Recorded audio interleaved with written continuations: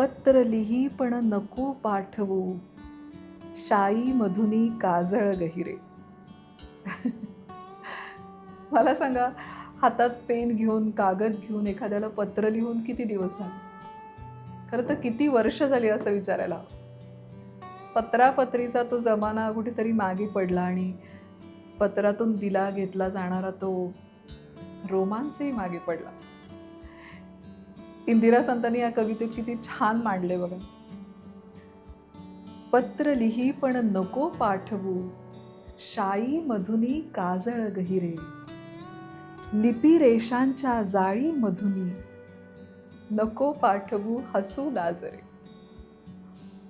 चढण लाडकी भुवई मधली, चढण लाडकी भुवई मधली, नको पाठवू वेलांटीतून. नको पाठवू तीळ गालीचा, पूर्ण विरामाच्या बिंदूतून. क्या बात आहे. नको पाठवू अक्षरातुनी, शब्दामधले अधीरे स्पंदन. नको पाठवू अक्षरातुनी, शब्दामधले अधीरे स्पंदन. कागदातुनी नको पाठवू, स्पर्शामधला कंप विलक्षण. वा. नको पाठवू वीज सुवासिक, उलगडणारी घडी घडीतून. नको पाठवू वीज सुवासिक, उलगडणारी घडी घडीतून.